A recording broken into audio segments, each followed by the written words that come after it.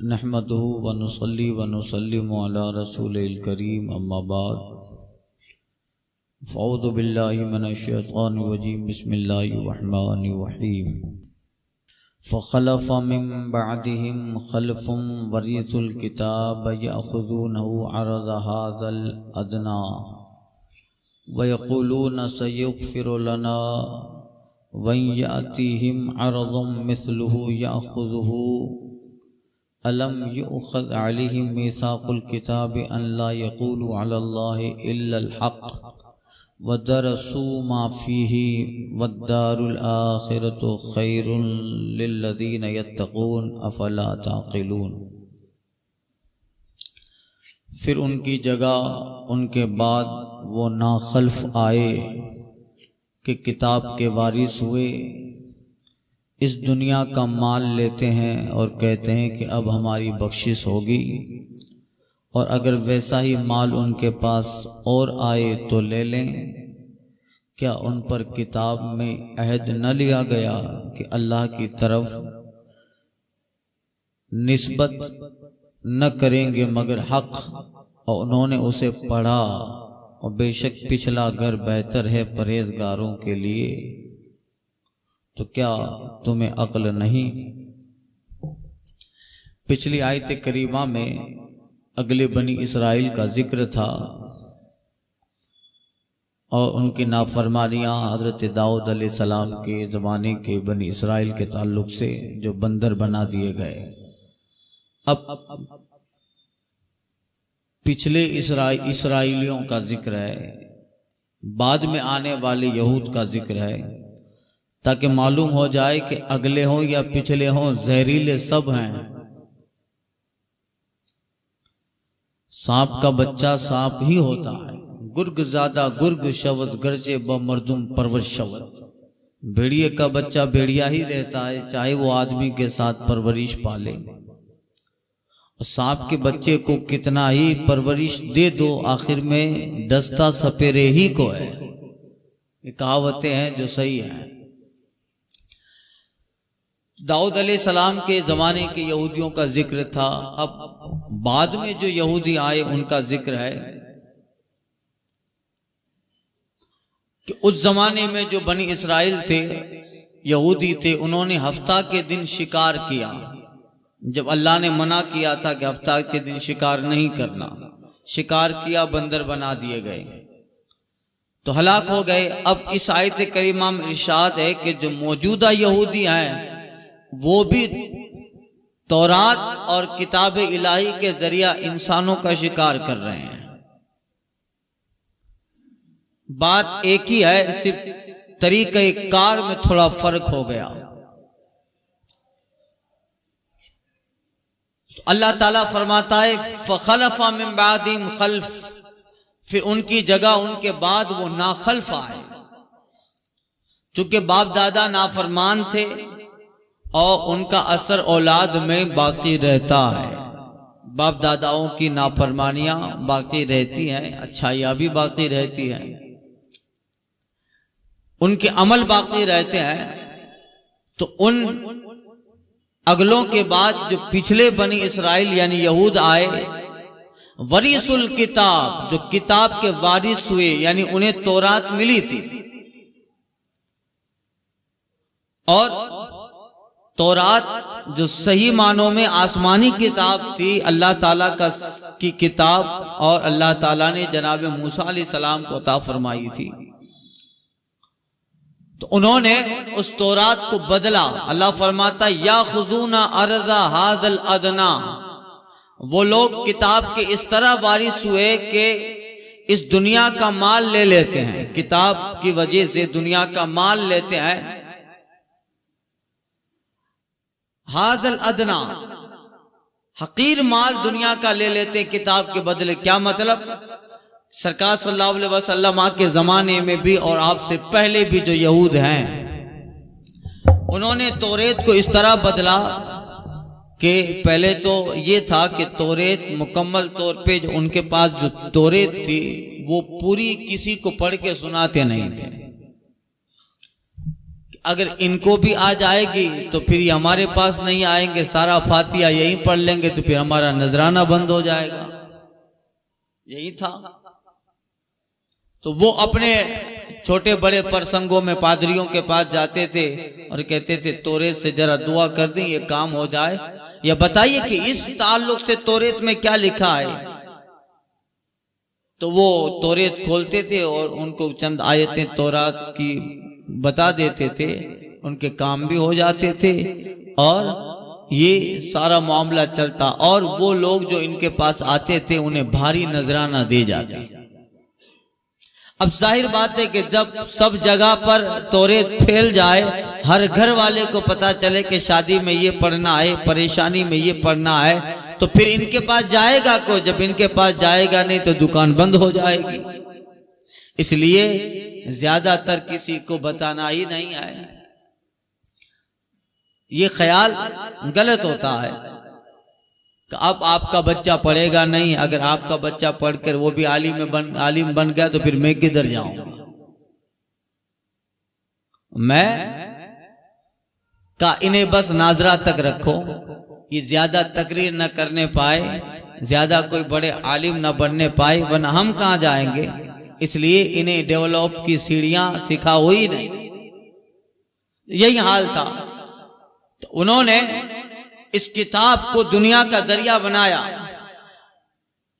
لوگ آتے ان سے نذرانہ لیتے اور انہیں احکام غلط بھی بتاتے. بادشاہ کا بیٹا آتا تو اس کے فیور کا حکم دیتے، اور جب غریب کا بچہ آتا تو پھر اس کے لیے سخت قانون توریت سے نکال دیتے.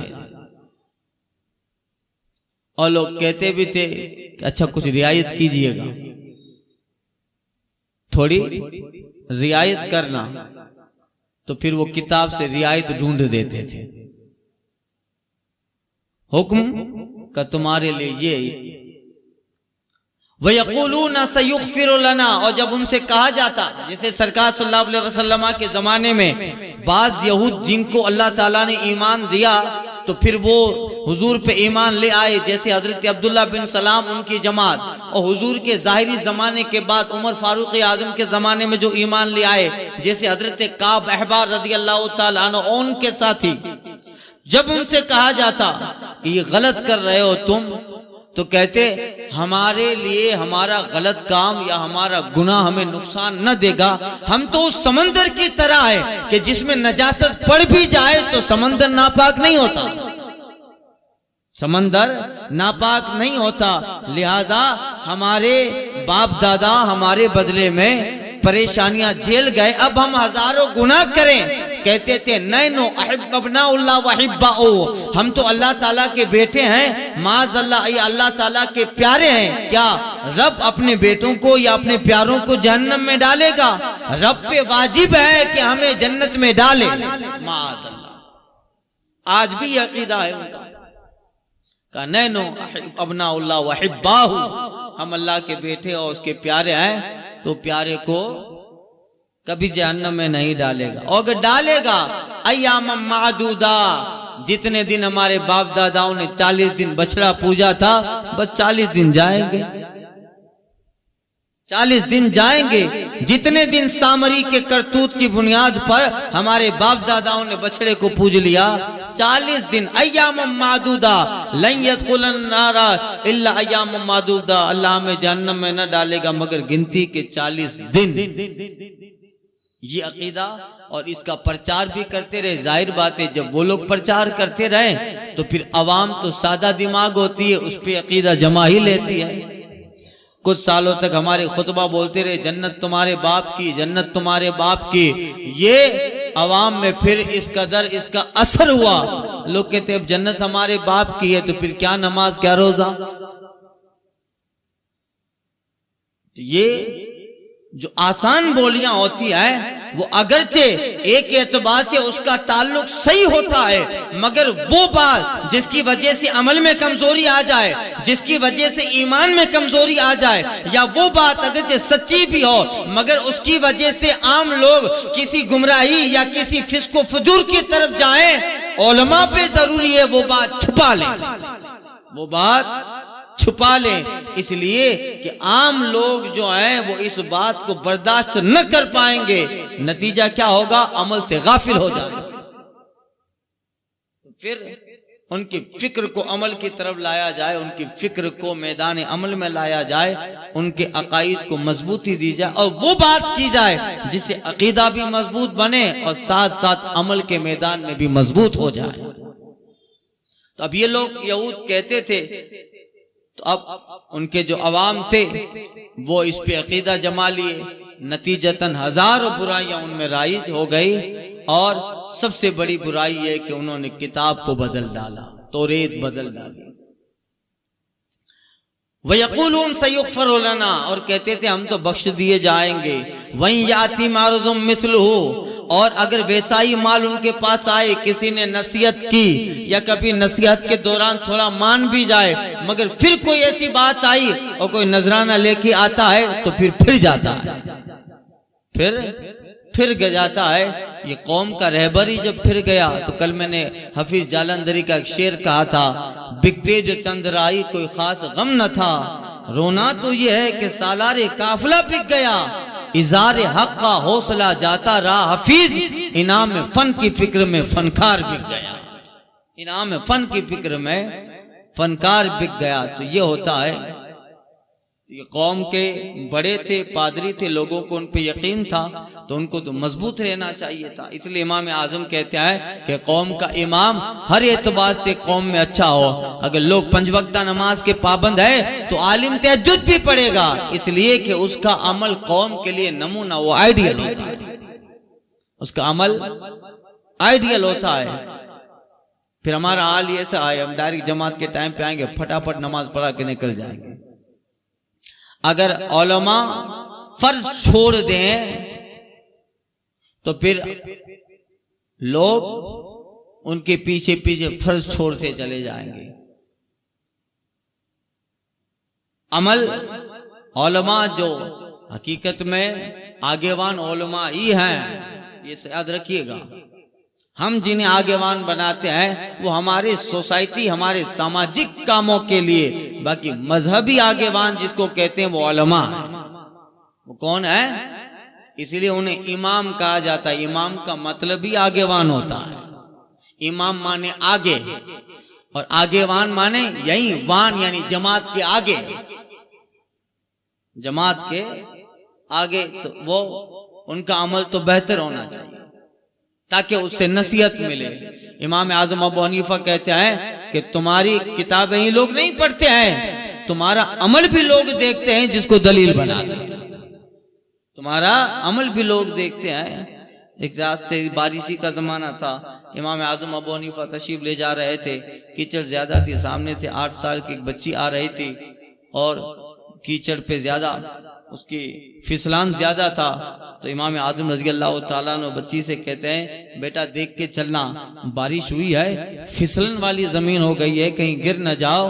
8 سال کی بچی کہتی ہے حضور مجھ سے زیادہ احتیاط سے چلنے کی آپ کو ضرورت ہے، اس لیے کہ آپ ہمارے امام ہیں، میں گری تو میں ہی گروں گی، آپ گرے تو قوم مسلم گر جائے، آپ گرو گے تو پوری قوم گر جائے گی۔ اس لیے کہ علماء، ائمہ اور ان بڑے پیرانے اعظام جو ہوتے ہیں ان کی لکھاوٹی نہیں، ان کا کردار، ان کا عام طور کا رویہ بھی دلیل ہوا کرتا ہے۔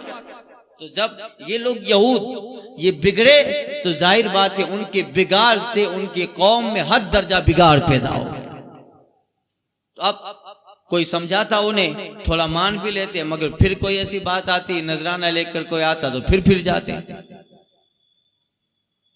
وَإِن يَأْتِهِمْ عَرَضٌ مِثْلُهُ، اور اگر ویسا ہی مال ان کے پاس آئے، یاخذوا تو لے لیں۔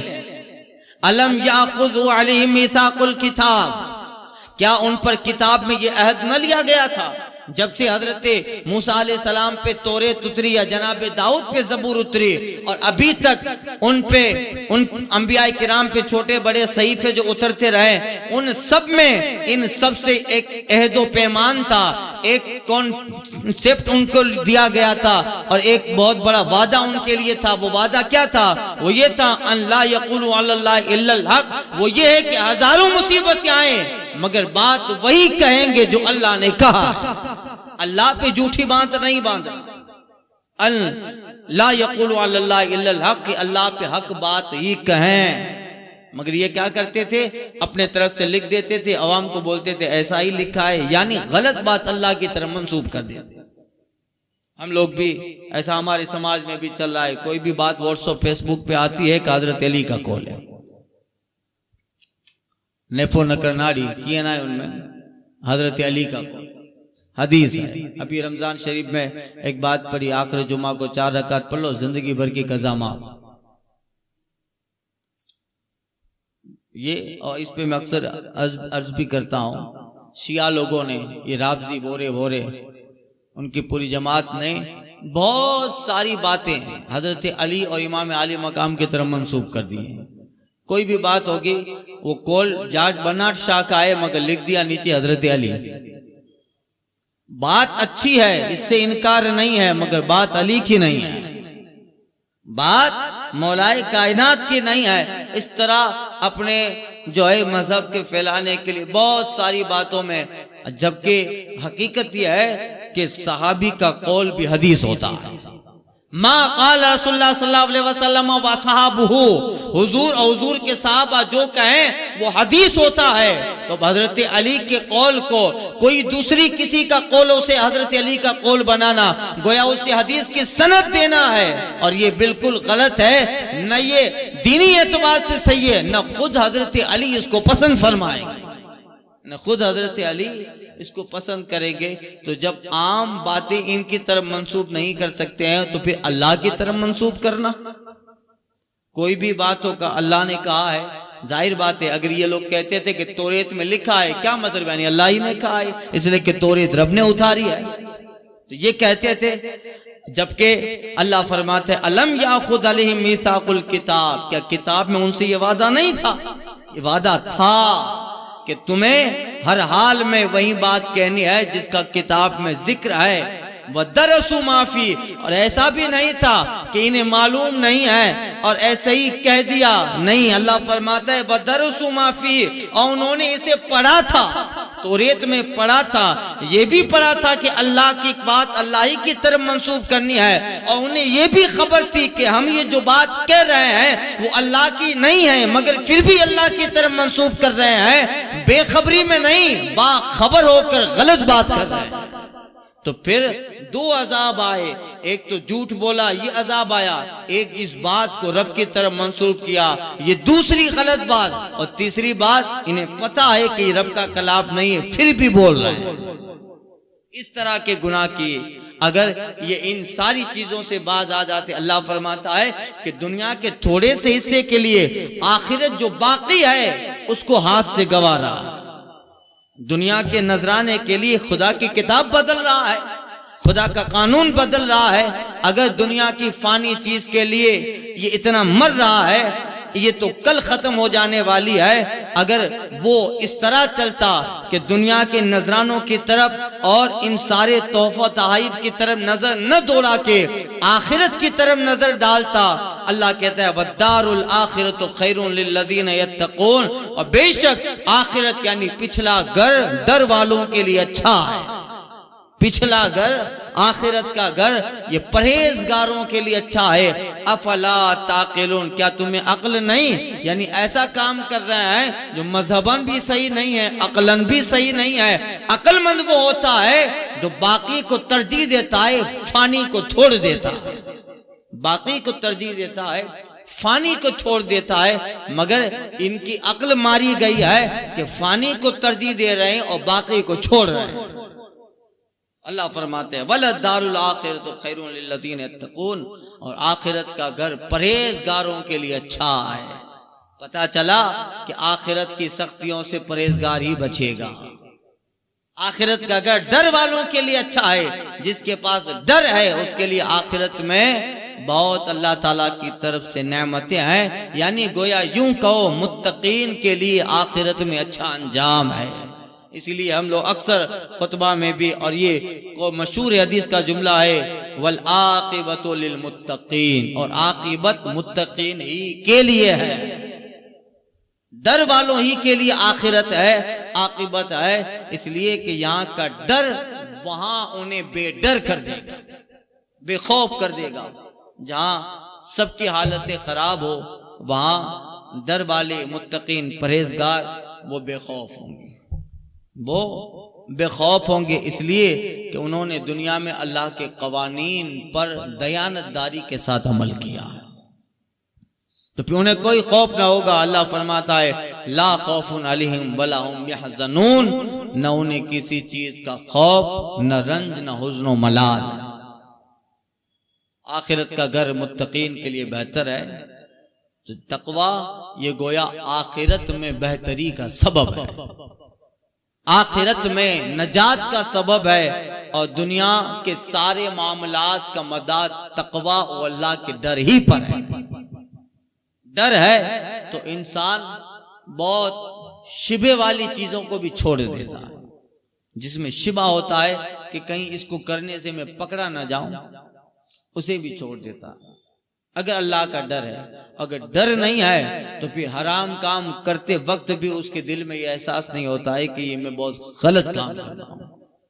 حضرت حسن بصری نے رابعہ بصریہ کی دعوت کی تھی، سالن کا کٹورا رکھا گیا، پردے سے حضرت رابعہ کہتی حسن ذرا سالن چیک کر لینا، آپ نے سالن نہ کھایا، چاول کھائے، روٹی کھائی۔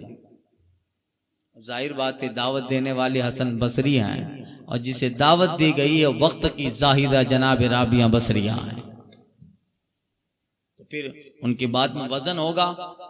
تو کہا جب رابعہ نے کہا ہے تو کچھ ہوگا، جہاں سے مٹن لیا تھا حضرت حسن بصری رحمت اللہ تعالیٰ علیہ نے اس کے پاس گئے کہ یہ جو بکرا تمہارے پاس سے میں جانور لے گیا کہاں سے لیا تھا؟ کسائی نے کہا، کھاٹکی نے کہ وہاں سے لیا تھا۔ کہا اس کے پاس گئے، کہا میں نے بھی اپنی اجرت اور حلال کمائی سے اس کو خریدا تھا۔ کہ اس نے جس کے پاس خریدا تھا اس کے پاس گئے، ہوتے ہوتے ہوتے چھٹے اور ساتویں مالک تک جہاں یہ بکری جو ہے پیدا ہوئی تھی وہاں گئے، تو اس چرواہے سے پوچھا کہ اس کا حال کیا تھا؟ وہ کہتا ہے حال تو برابر تھا، میں بھی اللہ سے ڈرنے والا ہوں، مگر میں صبح اپنے کھیت میں اپنی بکری اپنی جانوروں کو چرانے جاتا ہوں، میرے پاس میں ایک صاحب کا کھیت ہے، کبھی کبھی میری نا اتفاقی میری جو ہے کیا کہتے ہیں بے توجہی کی وجہ سے کبھی کبھی ایسا ہوتا کہ یہ بکری پاس والے کھیت میں چرنے چلی جاتی جو میرا نہیں ہے۔ بس حضرت حسن بصری کہنے لگے کہ ہاں رابعہ اس منظر کو دیکھ رہی تھی، تب کہا تھا سالن چیک کر لینا، تب کہا تھا سالن چیک کر لینا۔ یہی لوگ ہیں وَلَدَّارُ الْآخِرَةُ خَيْرٌ لِلَّذِينَ يَتَّقُونَ، آخرت کا گھر انہی لوگوں کے لیے ہے، انہی لوگوں کے لیے آخرت کا گھر ہے، اس لیے کہ یہاں کا ڈر وہاں کے ڈر سے وہاں جو ہے حالات سے بے ڈر کر دے گا، بے خوف کر دے گا۔ افلا تعقلون، تو کیا تمہیں عقل نہیں؟ اب اسی آیت کریمہ کی ایک دوسری قریب والذین یمسکون بالکتاب وقاموا الصلاۃ انا لا نضیع اجر المصلحین، اور وہ جو کتاب کو مضبوط تھامے انہوں نے نماز قائم کی۔ اس آیت کریمہ میں ان یہود کا ذکر ہے جو صحیح طور پہ دین کو سمجھا اور جو حضور کے زمانے میں سرکار کا زمانہ پایا تو ایمان لے آئے اور نماز ادا کی۔ اللہ فرماتا ہے لا نضیع اجر المصلحین، ہم نیکوں کا نیک ضائع نہیں کرتے۔ انشاءاللہ تعالی آئندہ